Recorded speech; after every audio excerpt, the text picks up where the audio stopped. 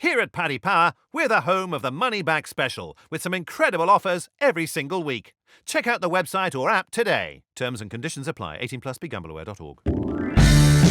Hi there, Happy New Year and welcome to the Racing Post Football Postcast. It's Bruce Millington, Mark Langdon, Dan Childs and Paddy Power's Jason Murphy. Looking ahead to one of the notable weekends of the season.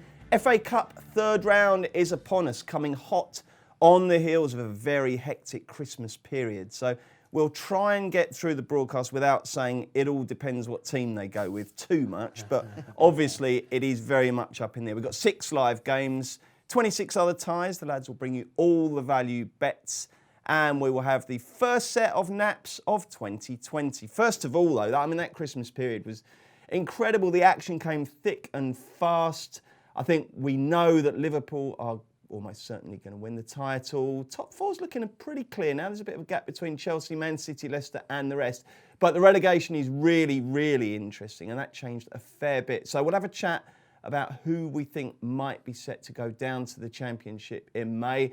And before we do that, Jason, what's the latest relegation betting from Paddy Power? So Norwich, obviously, Fabs in the market. We have them at 1-16. Aston Villa next at 5-6. You can get Bournemouth at 13-10. Watford 11-8. Newcastle 3-1. And West Ham 4-1. Keep going. Come on. There's plenty more can go down there, isn't there? Yeah, you have Burnley there at 4-1 as well, but I think they'll be safe under Dyche. And Southampton have turned the corner, they're 9-1, and Brighton and Palace at bigger prices, 10-1 and 14-1. I think will be all right. Okay, Mark, the team that had the worst Christmas, I guess, are Bournemouth. And next up, I think they've got Watford followed by Norwich.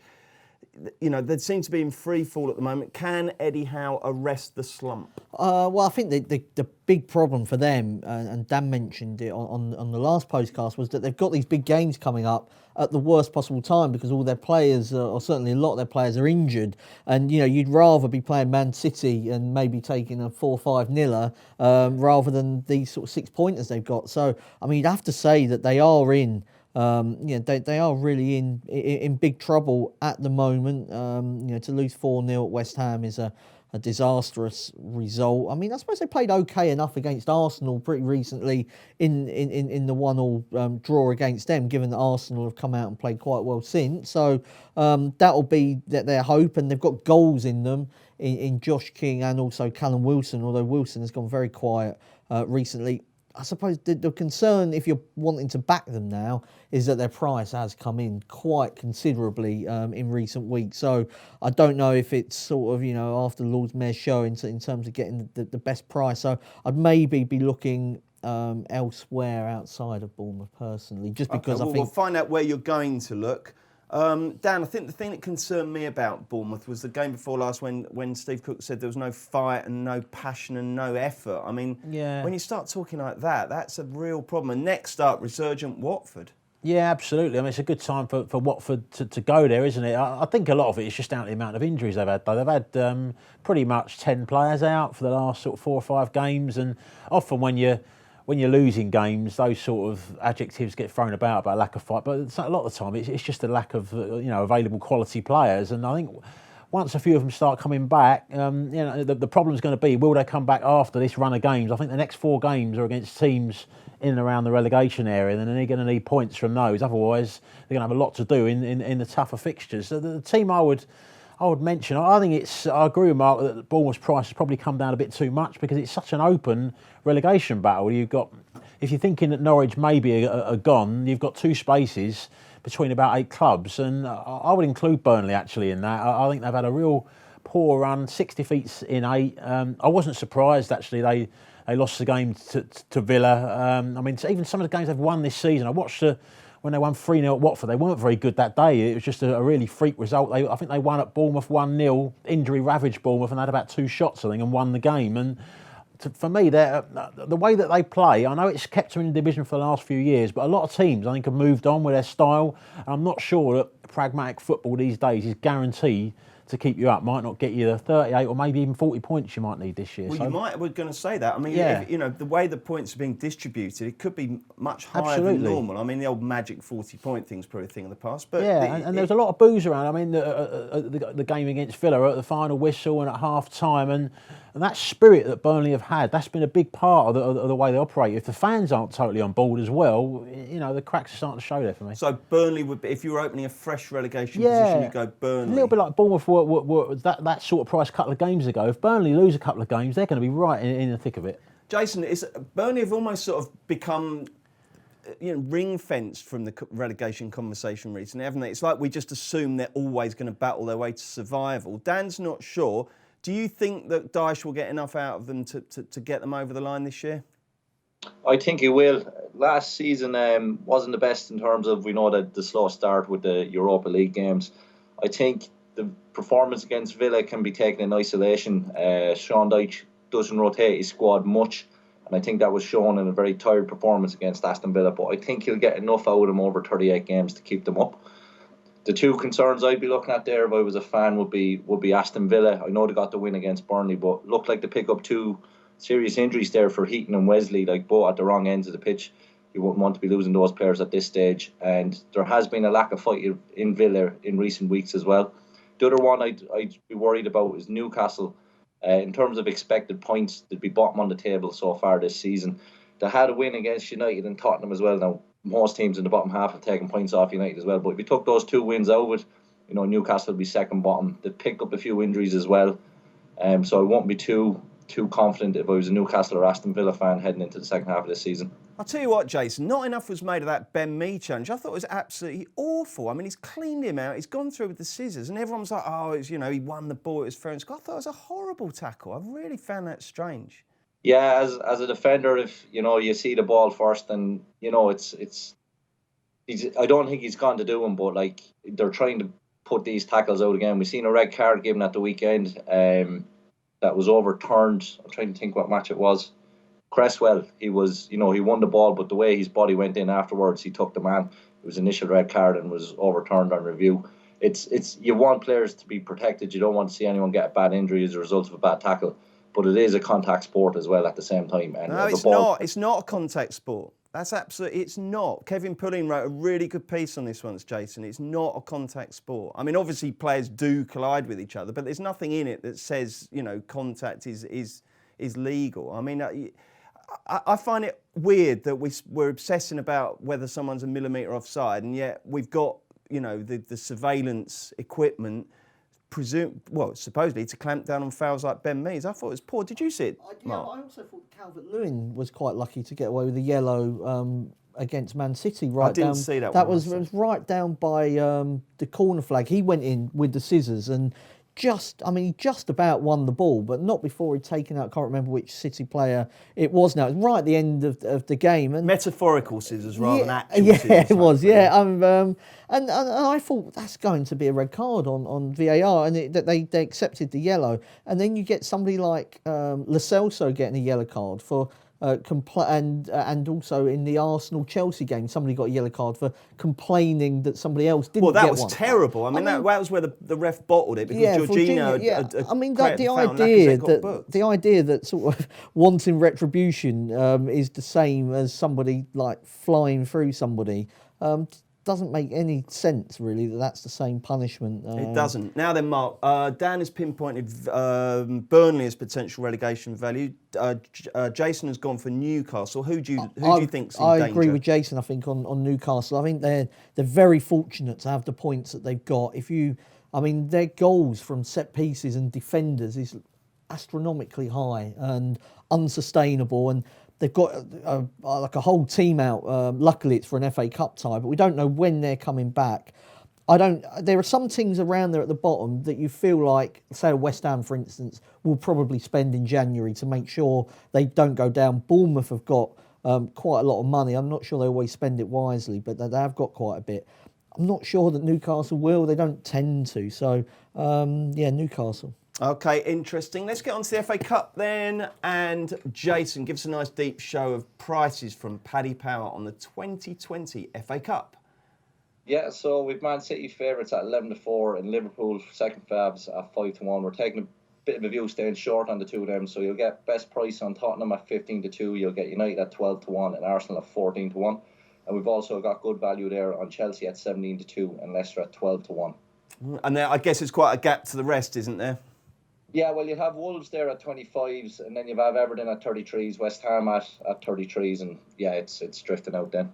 OK, chaps, lead on, Mark. Who wins the FA Cup? Well, first of all, I heard Jason say there that he's quite short on the front two. I mean, I think there's like 3 and 6 to 1 around. I mean, given how much better they are than everyone else, I think they're probably, they are worse coupled bets than back in Man City. Just Liverpool. a shade better than 6-4 but, if you couple them. I mean, I think for FA Cup outrights, you want something to keep you warm, through these winter months, through to spring. I think there's a bit of 80s around for Southampton, which I think is interesting, given that they're priced up generally as a mid-table team. They outplayed Arsenal, albeit at Unai Emery's Arsenal. They beat Tottenham, did the same to Chelsea, and it's not a reaction to just the Spurs game. I've been. You love Southampton. Yeah, and I think that they are. We've not mentioned them as a potential relegation candidate. I think we sort of assume they're mid-table. We've got Huddersfield in the third round. It's always a nervous time for. I think you just want to get through that first game after this busy period. But hopefully they'll have enough to beat Huddersfield, and then they can sort of kick on. The other one is purely reactionary to what I saw last night. I just thought Arsenal at 14-1. Now you shouldn't read too much into one game, but when the prices are stale as they are for an FA Cup outright, I mean they're like double the price of Tottenham and Chelsea. And Arsenal, if they were being completely mismanaged previously, and Arteta is as good as what some people say he is, and I think we saw bits against Chelsea and then more against Manchester United that they're in a completely false position. They've got a hard tie on paper against Leeds, but I'm not sure Leeds are going to pick a strong team for that game. At 14-1 for one of the traditional big six with Aubameyang, Lacazette, an interested Ozil, a Pepe that's coming into a bit of form with players to come back, both full-back positions. I just think at 14-1, they might give you a decent run.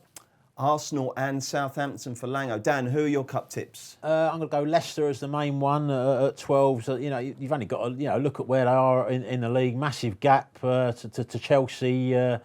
Was it about 14, 15 points at the moment? So, I mean, they're obviously a quality side. Rodgers tends to play strong teams in the cups as well. He was picking decent teams all through that EFL Cup run.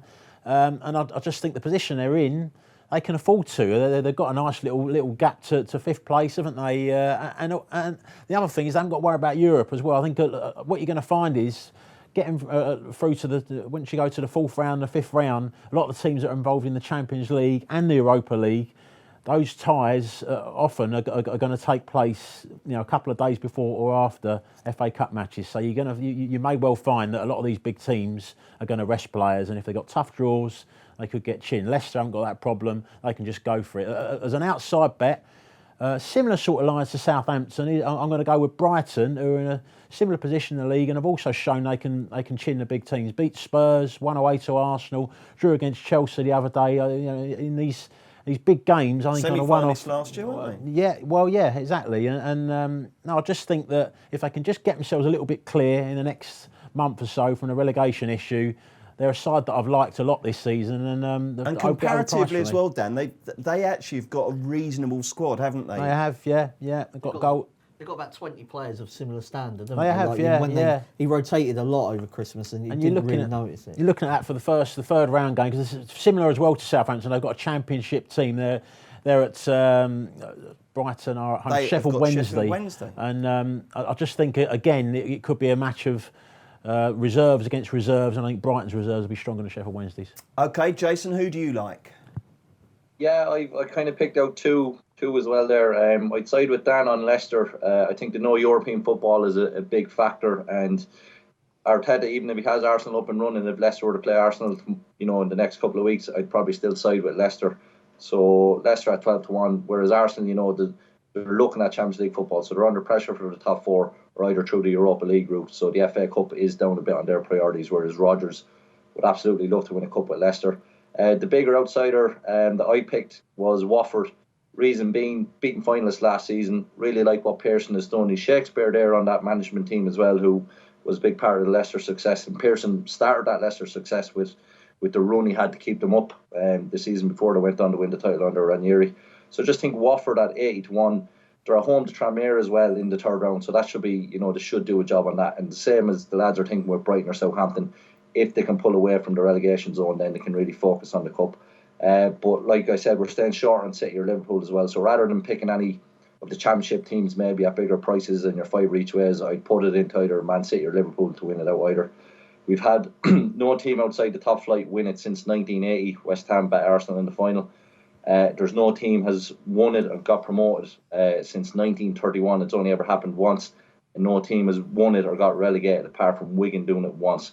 So you really need teams that are securing their league positions, have no other priorities if you're going on the outsiders. And I think Watford and Leicester would tick both those boxes. OK, I am also going to go with Leicester. I cannot see how the third best team in the country can be twice the price of Tottenham. And I'm going to throw in Sheffield United, who are 50s with Paddy Power, but there is some 66s elsewhere. I mean, outside the big seven, they are the best team right now, probably arguably along with Wolves. They're a huge price. Not the deepest of squads, but they can have a go. And something you touched upon, Dan, once you get out through the Christmas period, I mean, I think it was a couple of years ago, Palace played about 3 league games in 6 weeks. If you're not involved in Europe, it actually becomes a really quiet time. Yeah, and they've already got a winter break scheduled, haven't they? So I don't know if that's going to affect the way that sort of teams, whether that means there is going to be more fixtures this time around in that sort of February period. But yeah, it's hard to know, isn't it, I suppose? It certainly is. But anyway, there seems to be a bit of value outside of the front too. Obviously, that means it will be a City-Liverpool final.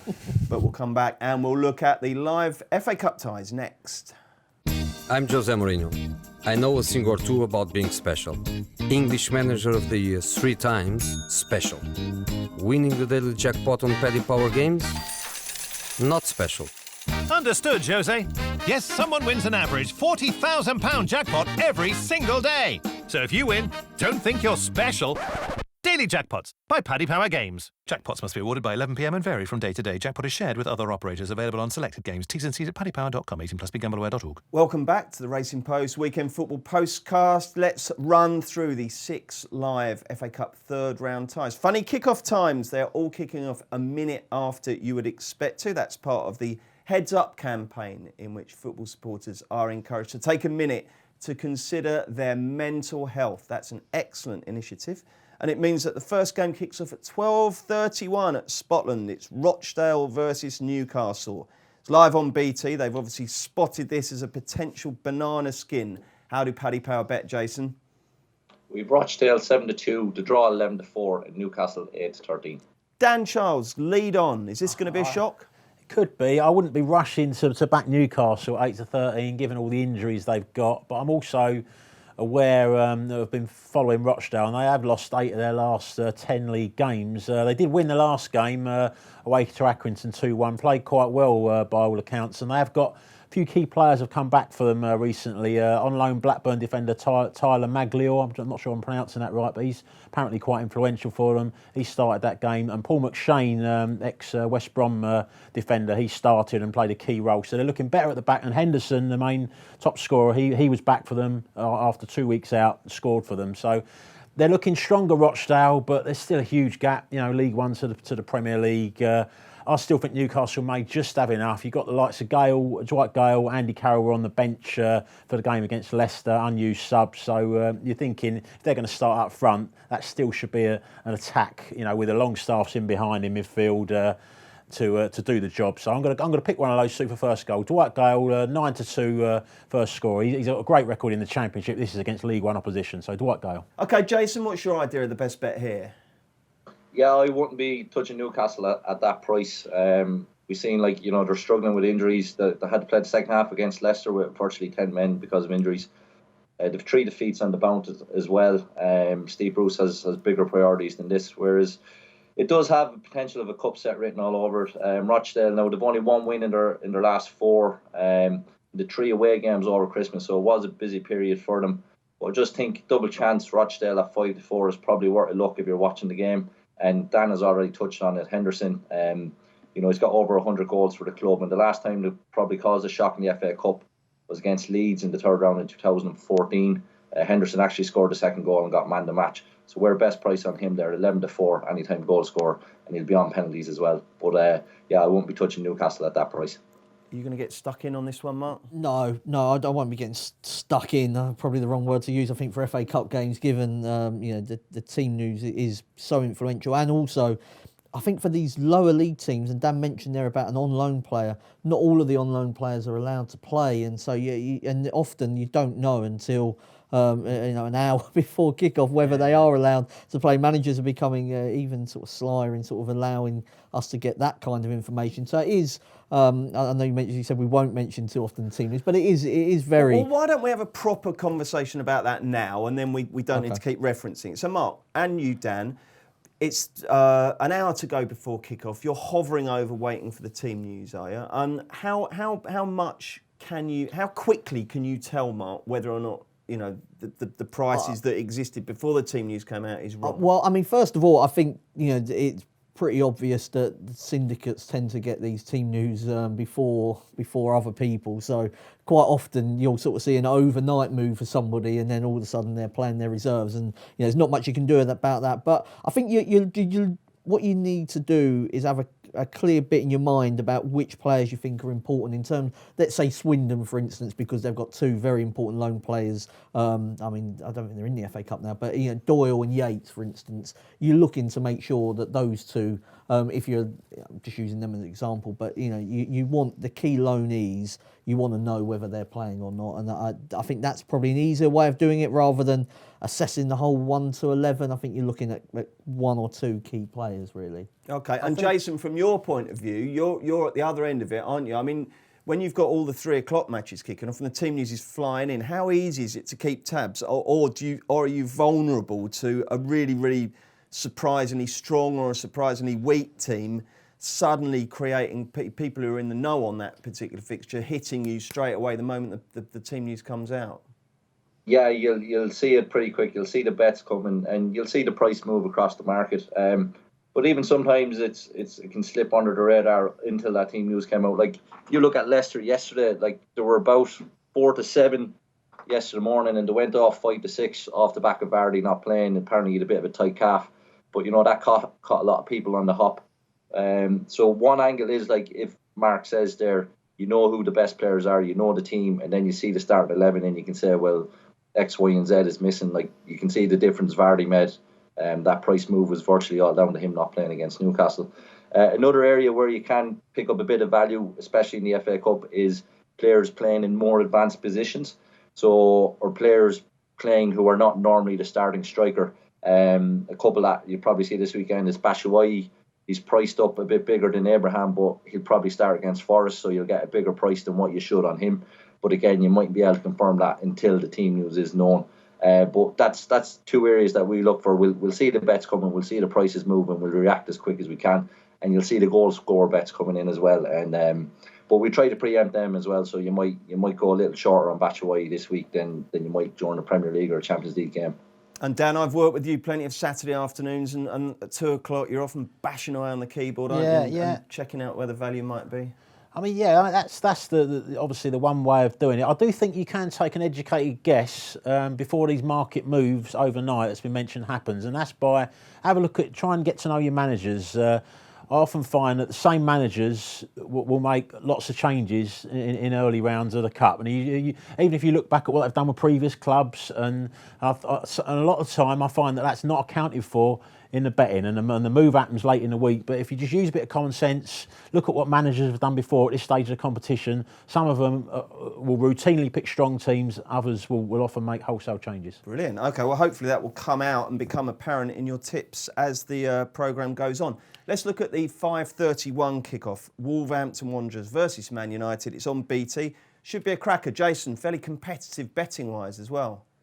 Yeah, we've Wolves 11-8, the draw 23-10, and you can get United 9-5. And will you be backing your beloved United? No, I wouldn't for this game. Reason being, United have a couple of injuries. McTominay and Pogba still out. We've played Matic and Fred the last couple of games, and that'd be 3 games in 7 days for Matic. He's only been back from an injury recently, so I think United are going to be quite poor in midfield for this game. Whereas Wolves, They had Ruben Neves and Diogo Jota on the bench against Watford, so they're probably going to start. Wolves beating semi-finalists last season as well. Nuno took it quite seriously. He put out a strong team for a similar game at home against Liverpool in the third round last year. So I see Wolves going strong for this game. They went off about 15-8 against the full-strength United in the league earlier this season. It finished 1-1. So like I say, at that price, the 13-10, 11-8, if you're getting it on Wolves, I'd be quite happy to back them. In the last 4 meetings since Wolves came up, United haven't beaten them. So I just think Wolves, the way they're playing this season and the strong 11 that they can put out, I think Wolves are the value bet here. Wolves are the value for Jason. What about you, Mark? Where's the value? Yeah, first of all, Dwight Gale would have been my tip in the Newcastle game. Oh, God, as well. sorry, no, mate. Did we not get No, to... we didn't, but I mean, it's fine. It's not a strong one, but I just, it's a combination of what Dan said and what Jason said about the reserve forwards coming in. But yeah, I like Wolves as well, I think, in this game. United, me and Dan were speaking off air about the fact they've got this EFL Cup semi-final against Man City coming up. So if they are going to pick their strongest team, you would imagine it would be for the semi-final, and any resting will take place on the Saturday. Wolves beaten Manchester United in the FA Cup, and I think we saw the limitations of that midfield without McTominay, who's becoming increasingly important really to United. He was seen as a bit of a joke figure when he first came in, and Mourinho was kind of trying to build the team around him, but actually he's been very influential for them. And Pogba, just that ability to be able to pick out that speedy front three they've got. If you've got nobody to pass the ball to them, as you saw against Arsenal, it doesn't really matter how good they are. And so I thought Wolves were fair enough. I think Nuno made a mistake playing the team he did against Liverpool. I think he would have been much better off resting everybody and concentrating on the Watford game. He didn't do that. He's tried to juggle the pack the whole way through, but that may actually help them for this game. 2 votes for Wolves. What are you going to go for, Dan? Yeah, I'll go for Wolves as well. Similar reasons. I think Man United are going to be more focused on the semi-final against Manchester City on the Tuesday. Confidence-wise, just the general confidence of the squad, they were pretty much brushed aside by Arsenal, and part of that's down to Arsenal being a lot better.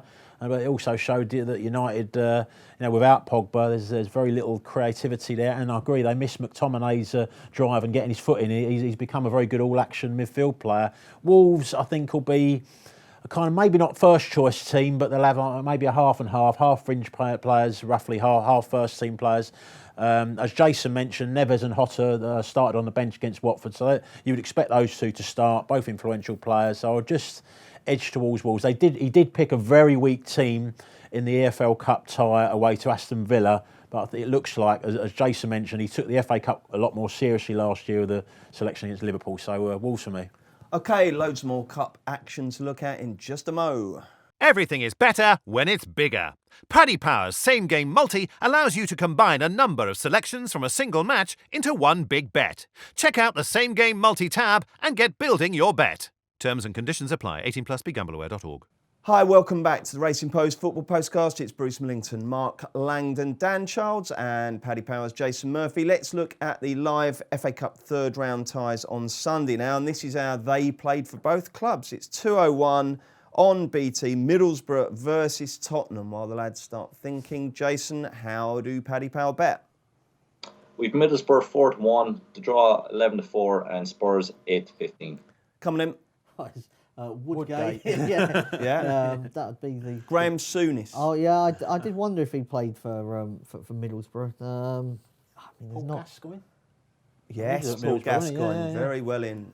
It's not a usual path, really, is it, from Teesside? African striker? Mido. Yeah. No, I'm really... Is that it? Yeah, I mean, obviously Robbie King. Be a lot more. No, Robbie King's obviously... Robbie King, that was one of the assistant, few you can't do it for. No, but he's obviously the assistant coach, isn't he, to Woody now? Yeah. All right, well, if you think of any, just blurt them out randomly. In the meantime, Mark, what will happen? I wouldn't back Tottenham. I think there is a vulnerability there with Ndombele and Kane picking up their injuries. At the same time, I mean, Middlesbrough's 4 wins in a row I think probably flatters them slightly. I don't think they're as good as that in the Championship. If we were speaking about this a month ago, I mean, a lot of people had Borough down as a team that were going to get relegated. They had 10 shots on target at West Brom, which suggests they are heading in the right direction. But Paddy Power going 5-1 Son for first goal. I don't think Jason's boys have updated that properly since Harry Kane's injury. He's obviously missed 3 matches in a row because of his suspension, so I'm almost certain he's going to play. He's the same price as Troy Parrott to score first, which, I mean, I know everyone in Ireland thinks he's a future Ballon d'Or winner, but I mean, at the moment, I'd go Son all day long, really, in that. And I mean, I think his pace will terrify a weakened Borough back line. And yeah, Son to score first. I wrote Son down 9-2 yesterday, and I spoke to Mark this morning. He said it's 5-1. I couldn't believe that price has actually gone out. I couldn't believe it. So yeah, Son looks like they have reacted to the manager by length. No, I can't believe Jason in a moment. 5-1 looks a massive price. I wouldn't be rushing to back Spurs at that price, but I wouldn't be rushing to oppose them either. I just think that you may Middlesbrough, they're on a good run at the moment, but they are, points-wise, they're 16th in the Championship. They're an ordinary Championship side. I don't think there's any sign of their top scorer, Britt Assombalonga, coming back. He's been injured for the last few games. They've lost their best defender. Danny Ayala got injured in the 2-0 win at Preston on New Year's Day. So there's a few issues there. You may even want to rest some players as well, because they've been operating with quite a small squad, a lot of injuries over Christmas. So no guarantee that they'll even go with their first choice team, Borough. So how strong will Tottenham be, Dan? I think Spurs, just the squad it gives them an advantage. It is a strong squad, and Mourinho. Talking about your manager, I'm thinking back to Manchester United and Chelsea. Always usually picked strong teams for domestic cup competitions. So I would expect him to put a strong team out, but I'm just not convinced enough by them with the recent performances. And Ndombele and Kane are big misses. Both got injured in the last game. So now Son stands out like a mile for me as the best bet of the game. Okay, Jason, what have you got to say for yourself? The lads can't believe that Son is 5-1. Yeah, it's a very good price. The 9-2 yesterday would have been accurate, but with Spurs drifting, and you'll find that if a team drifts in the match odds, then obviously everybody playing in that team is less likely to get the first goal. So hence why he drifted out to the 5-1. The market average there, everyone's offering 7-2. We can see everyone's cutting, but we'll stick that up. We'll hold that 5-1. We'll stick it in as a Paddy Power special. If you go into the match file itself, you'll see it there in the power prices. So we'll hold that 5-1. I was looking at the goal score markets as well. I wouldn't touch Spurs at that price. I do believe Mourinho will target it. If he wins a trophy at Spurs and is gone after that, he'll still, he'll talk about it and say make it into some kind of a success. And I suppose for Spurs, given where they were when they got him in, if they got an FA Cup and a strong end to the season, that's probably as good as Spurs could have hoped for this season. For me, goal scorers wise, Son is the obvious bet. Eriksen will probably be on penalties with Kane gone. Eriksen takes him for Denmark. He's about 7-1.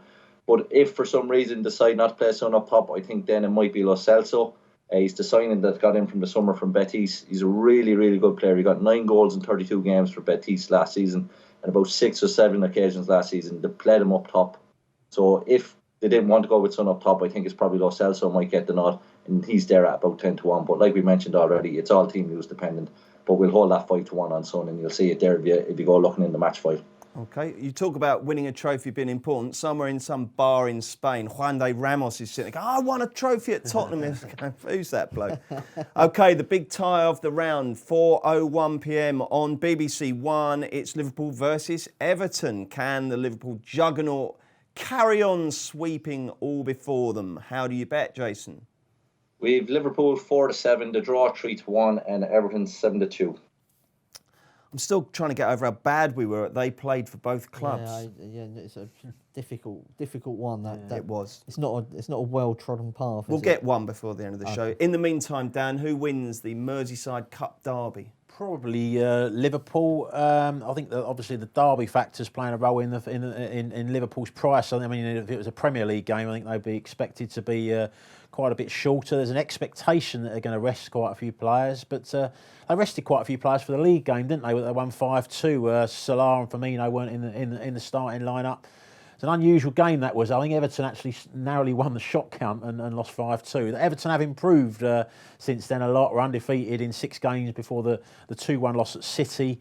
But I just feel that Liverpool, even if they rest a few players, probably going to have a strong bench. So I think a tight game. Liverpool may be pushing on to win in the second half. So I'll go draw half-time, Liverpool full-time for me. Jason, what for you? Yeah, Dan's kind of alluded to it. Like, out of their best 11, they rested 5 in that league game or missing through injury. Firmino, Alisson, Salah, Henderson and Fabinho were all missing. And they still went off at about 8-13. Liverpool, similar to Man City now, their B team is probably better than most teams in the Premier League and most teams across Europe. They haven't got a bad second string side to put out. So I think Liverpool, whatever 11 to put out, if I was to get 4-7 or a bit bigger again, I'd probably side with Liverpool. Everton did score 2 goals in that game, but Liverpool were slightly off defensively. Lovren and Trent Alexander-Arnold were quite poor at the back on the right-hand side. Under Ancelotti, they are playing 3 at the back with 2 wider players, kind of 2 wing-backs. So it'd be interesting to see how that kind of matches up against Liverpool's formation, with obviously Robertson and Trent, if they play how they like to get forward and get space on the wings. But even if Everton met them on the wings, Liverpool will cut you up through the middle anyways. So for me, if Liverpool play anything similar to the team that's put out in the league, I'd back Liverpool 4-7 on that. Did Ziege play for Middlesbrough?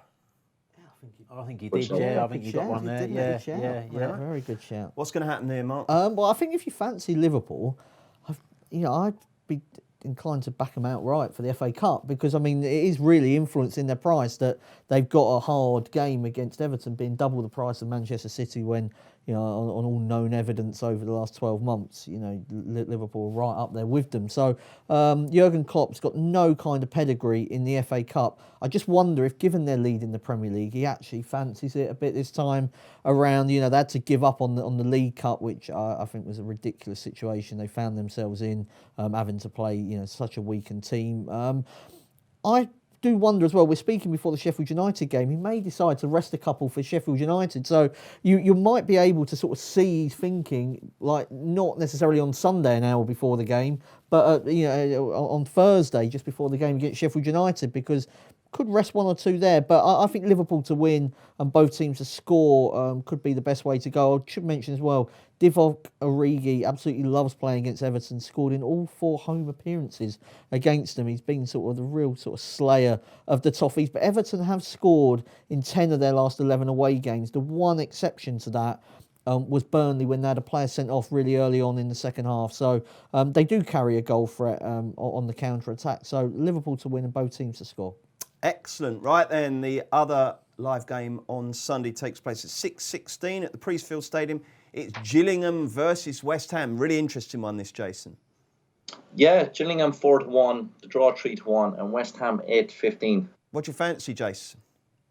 I think Gillingham are a bit unlucky. A lot of times it's the timing of when you meet a team. So if you think back to Chelsea when they went to play Everton and Big Dunk had come in, like Everton were so bad midweek against Liverpool, but for the weekend they were like men possessed, whatever Dunk said, in the dressing room, got a hell of a performance against Chelsea, and Chelsea lost the game.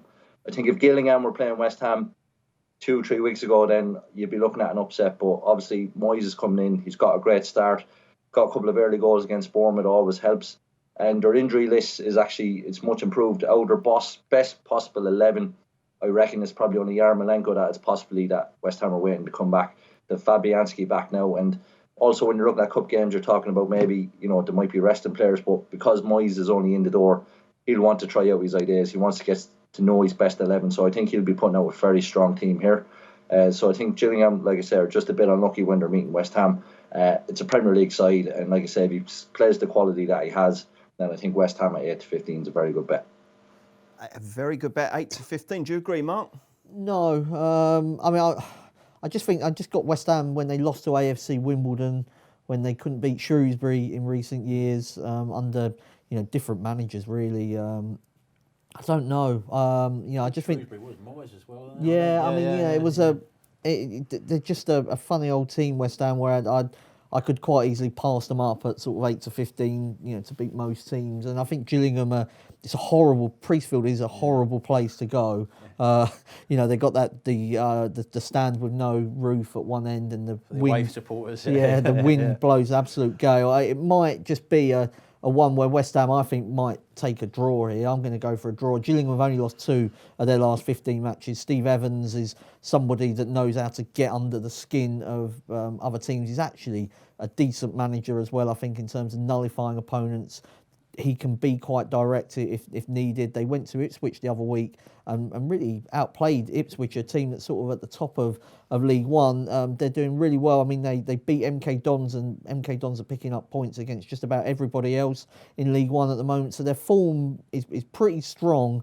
And so I'll go for the draw. West Ham are a team I can quite easily oppose at 8-15. What are your thoughts, Dan? I thought so. Nick Barnby. Yeah. Oh yeah, well in. Yeah, good work. And I'm going to go with the draw as well here.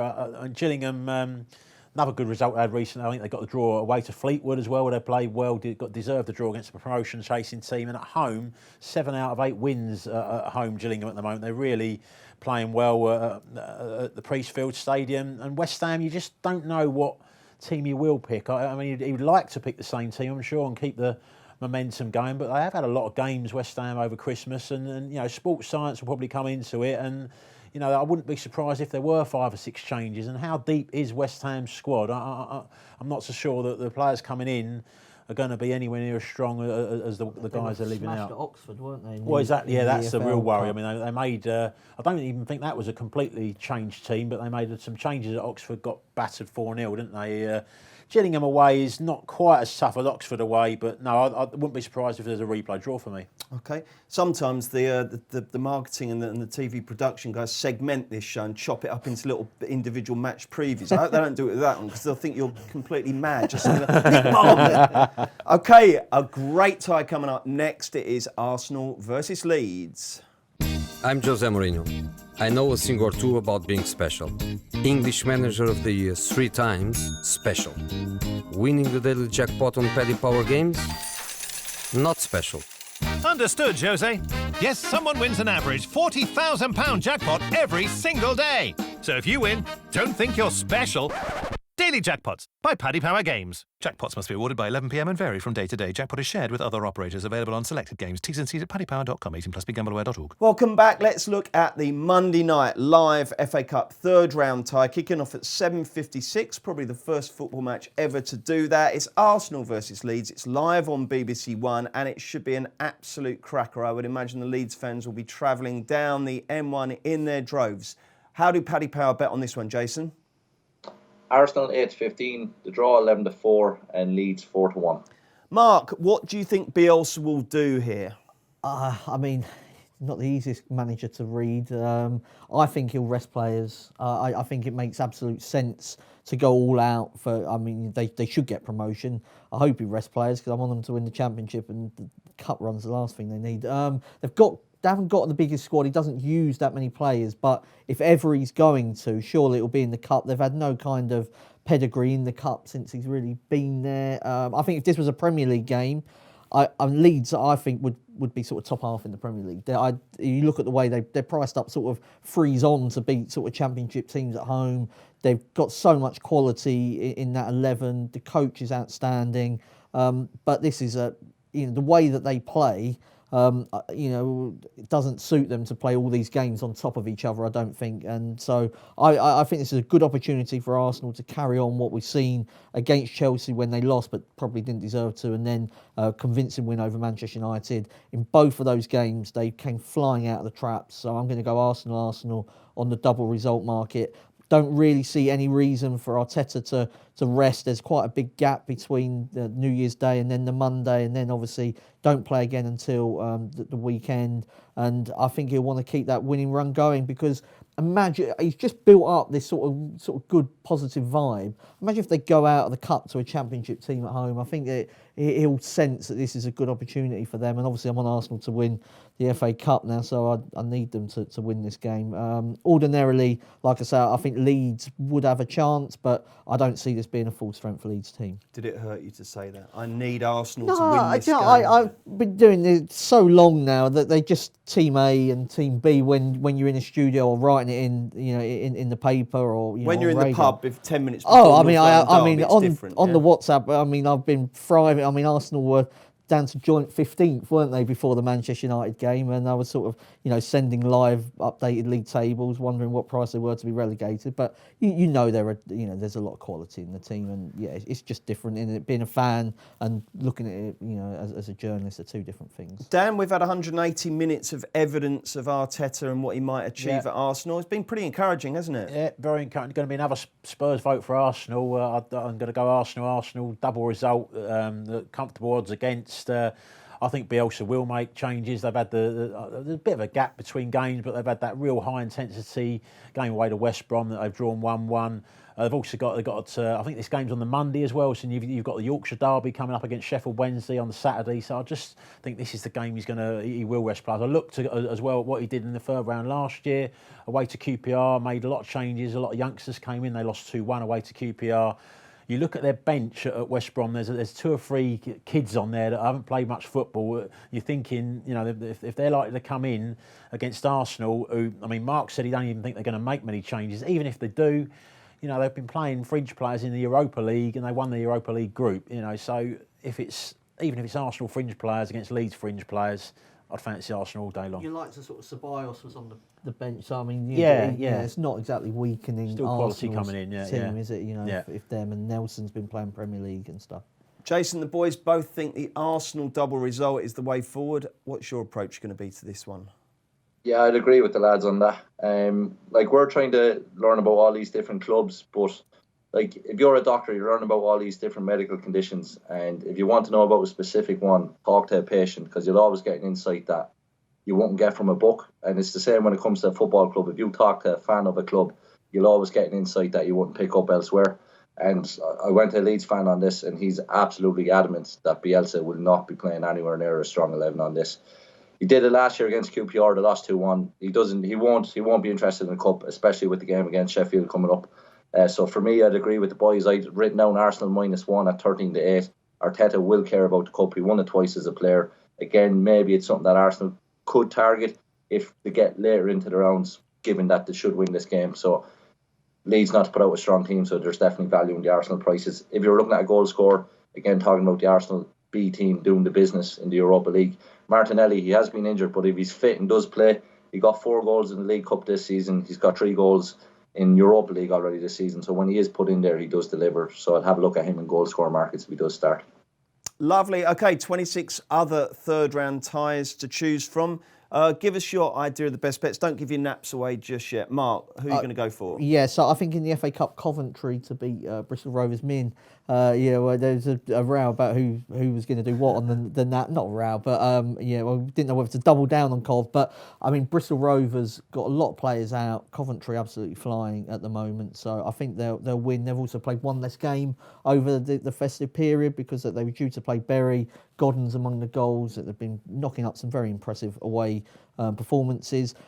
That's about it really in the FA Cup.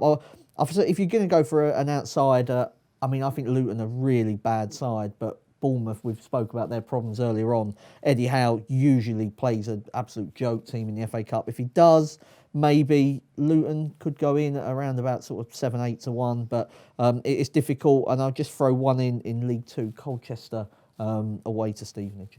Lovely. One thing I mentioned in your favour there with the Luton, I think they won away to Cardiff, didn't they? They were a Premier League team last season. That was when they were in League One. So I think they were a better team last year. Yeah, true. With Stacey and the lad that Justin. Who are you going to go for, Dan? FA Cup. I like West. They're odds on West Brom at Charlton, but I just think. I do expect West Brom to make some changes, but their squad is virtually fully fit at the moment. So they've got some players like Kenneth Zahora and Charlie Austin to come into the side and play up front. That's still a reasonable threat. And against Charlton, who are, their squad has just been absolutely decimated. I watched their game at Derby when Derby went down to 10 men. Bielik got sent off, and they never looked like getting back into the game. Derby outplayed them really with 10 men for most of the game, and Derby aren't a great side. They look like they're running on fumes at the moment, Charlton. And Bowyer, if I remember rightly, last season, He made a load of changes for the FA Cup at a similar stage of the season. I just think he's not really got any option. He's got to give these guys, can't afford to get any more injuries. You've lost Jonathan Lecco, Macaulay Bonne, the two forwards recently. Lyle Taylor was only deemed fit enough to come off the bench at half-time at Derby. He's the only forward they've got left. If he rests him, I don't know who they're going to pick up front, and the rest of the squad is decimated as well. So West Brom in that one. I'm going to go outside, look outside the FA Cup. There's a few League Two games knocking around. Plymouth, before they lost 2-1 at home to Swindon on New Year's Day. I mean, there's no disgrace in losing at Swindon, top of the league. Before then, they won 5 out of 6 league games. They're playing away to Scunthorpe. Now, the Scunthorpe are going off at favourites here. They have had a revival, Scunthorpe, but Plymouth, I do think they're on the up under Ryan Lowe. 19-10 to win that game for me is a little bit too big. And Jason, who are your weekend fancies? I'd go with Preston to beat Norwich in the Cup. Preston are 6-5. Best home record in the Championship, 9 wins in 14 games. Whereas Norwich, they haven't gone past the third round in the last 6 years. And I think they're going to have to rest a few players. Like Pukki, for example, he started every Premier League game. He's come off against Palace, Villa and Liverpool just in the last couple of minutes. And he's also been away with 4 massive games for Finland since the start of the season. So Pukki shouldn't be playing this game. They should be targeting the Premier League games to have coming up in their next 4 matches in the Premiership. To play Bournemouth at home and Newcastle away, and they need a minimum of 4 points out of those 2 games, or else that's it. It'll be done and dusted by the 1st of February. So with Norwich to rest players, Preston being strong at home, I just think Preston at odds against is a decent price. Alex Neil will be up for it as well, won't he? In terms of, because it's the FA Cup, there's always one man you go to if you're looking for a goal, and that's Pádraig Amond. He was joint top goal scorer last season with Jesus in the competition. He's scored in both rounds already this season. Newport County, they're away to Millwall. You'll get him 3-1 anytime goal scorer. I think he's worth a bet. Okay, lovely. Let's get the naps. This will not be beaten. Dan Childs? Yeah, no, Coventry to win at Bristol Rovers. You won the argument with Mark, did you? Well, it wasn't much of an argument. Just got him first, really. I came into the office and I said, Dan, what's your nap? He said Coventry. I said, I knew it was going to be that. Because we spoke about how good Coventry have been, and then I saw Bristol Rovers stats against MK Dons, so I knew where Dan was heading. Yeah, I also like these games where you've got 2 League One teams. We're talking about who's going to pick the strongest teams. You know that both teams are going to go as strong as they can. Financially, they've already been picking their strongest teams for first round and second round, so you haven't got any worries over team selection. Coventry, as Mark's mentioned, had less games, so they're going to be less worked over the Christmas period. Bristol Rovers haven't won under the new manager as well, Ben Garner, which is a worry. He's trying to change their style. Under Graham Coughlin, they were quite an up-and-at direct sort of side. Under Garner, they're trying to play a bit more football, and it's not really working at the moment. No winning 4 for them, and Coventry are just flying. I mean, Matt Godden, as Mark's mentioned, he's got 2 hat-tricks in a row. Hat-trick in the 4-1 win at Wickham, hat-trick in the 4-1 win at Tranmere. I think he could score here, and Coventry should win again. And Bristol Rovers goalkeeper got injured against MK Dons as well, so probably be the backup guy. Okay. Who's your next best? Yeah, my MB is Mansfield to beat Grimsby. Now, Mansfield obviously are having a disastrous season, given that they were among the favourites for promotion, but Coughlin decided to drop down the division to go to Mansfield, and I think he did well enough at Bristol Rovers to suggest that he's a decent manager and a good pick for them. I mean, Ian Holloway though in the opposite dugout. Yeah, and he got a win, but it was Grimsby's first win in 16 games. I'm not even sure about Holloway. Has to be said, he's had more bad jobs than he's had good ones. I think it's fair to say. Millwall fans aren't too complimentary about him, but 2 shots on target Grimsby had in that win over Salford. So it looks like, on sort of just look at the result, it looks like he's had an instant impact, but it sounds like Salford sort of dominated enough of that game to suggest that not much has changed at Grimsby. They have won 1 of the last 16 games. Mansfield, what Coughlin has done is got Nicky Maynard scoring. Maynard was one of the best strikers, if not the best striker in the division last season. Got the hat-trick against Cambridge. They also scored a couple of goals against Port Vale.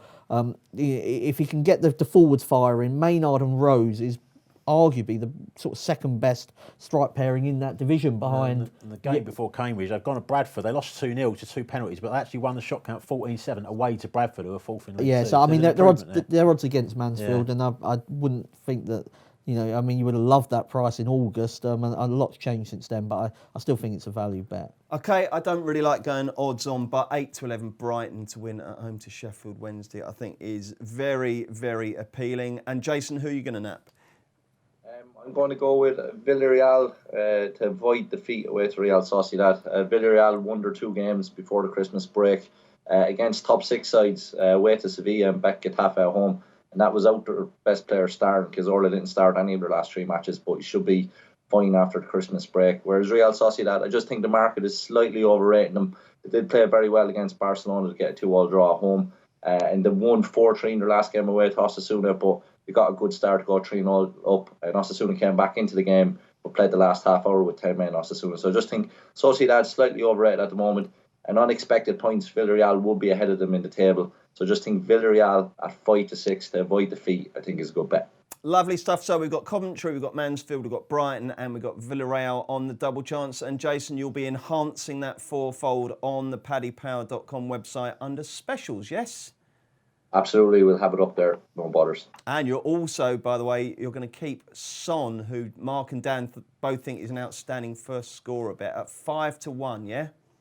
Yeah, what we'll do is we'll cut the price, but we'll put it up as a power price special. We normally do 5 or 6 featured power prices on the big games. Very good specials team we have here, so we'll get onto them and make sure that Son is in there at 5-1. Okay, thank you very much indeed, chaps. Jason, where do you rank FA Cup third round day? Somewhere between a normal full domestic programme and an international break? Yeah, it's there's a lot of games, televised games, that if I didn't see them, I wouldn't be too upset about. Similar to the international, there's a lot of televised football, and if you don't see them, you won't be too upset about them. But I think it's great if you're a fan of a lower league club and you're going to play someone higher up in the table. Like it's a great day out, and like I say, the stories that come out of it, you still talk about them now. Hereford United, even Porrigammon, that man's an FA Cup hero as far as anyone in Newport is concerned for what he achieved last season. So without it, you wouldn't get it. And I think myself starting to fall in love with the cup again. I was kind of gone off it for a few years, but I do think the magic of the cup is starting to come back. Can't say exactly why that is. Maybe lower league teams are starting to get more organised and it's starting to get a bit more competitive again. Obviously with the bigger teams maybe not prioritising it as much, but that's their prerogative. If you're still getting upset, and it's a great day for all involved in that. Oh, I'm glad to hear it. FA Cup magic is back, according to Jason. Mark, are you going to be going to a game? No, no, I'm not. I think it's a bit of a waste, really, in terms of what you're trying to learn for the rest of the season. You'll maybe pick out 1 or 2 little bits, maybe for the FA Cup 4th round, but no. I mean, I think the FA Cup's one of them where if your team's in it, you're quite interested in that game, but I couldn't give a monkey's sort of about most of the other teams in it. That's just how I am. But my cousin played in the first round of the FA Cup, and that was a great day. Who for? He played for Ford United away to David Moyes' Preston, which there's about 2 steps up from being a pub team and playing Moyes' Preston, who were one of the best team in League One at the time. That was absolutely amazing. So I do believe in the magic of the cup. It's just it is more, I think, for the lower league teams at this stage still. Dan, what I feel about this weekend is that it's just come on the end of a really hectic time. Yeah. Normally you have Christmas and New Year and then you kind of get 5 or 6 days, but the way it is, it's almost like running into it, isn't it? Yeah, it's done that, I think, it's more the last couple of years as well. I mean, it used to get, the great thing, I remember when third round day was one of the highlights of the season, wasn't it? And it had its own special place in Canada, and every Premier League team will pick their strongest team. And you think of moments like when Arsenal lost at Wrexham. I'm obviously going to pick that out, aren't I? But I was there for that. Oh yeah, I was. Mickey Thomas, yeah, it was an incredible moment. But no, I'm taking. I'm going to the Watford Tranmere game. I'm taking Emily, my 3-year-old daughter, for the first time. Oh, it's her first game. Yeah, so, excellent. I hope they're reducing tickets. Yeah, suitably. £1. She's in for £1. Yeah. Fantastic. Excellent. Thank you very much indeed, chaps. I hope your tips and your bets go well. What I will say is, once again, the games are kicking off a minute late for this Heads Up initiative where people are encouraged to examine their mental health and well-being. And obviously a big factor of that is betting responsibly. So please do tread carefully. Only bet with money you can afford to lose. Hopefully the lads have put you onto a few winners during the last hour or so. And if you enjoy the shows, please make sure you rate, review and subscribe wherever you're watching or listening. We're back next Thursday for another Racing Post football postcast, and we are back with Premier League and all the top domestic leagues. Friends, or maybe more. Earn a 20 quid free bet for every friend you refer to Paddy Power, thanks to our Friends with Benefits programme. Log into your Paddy Power account and share your referral link to get started. Terms and conditions apply. 18+, begambleaware.org.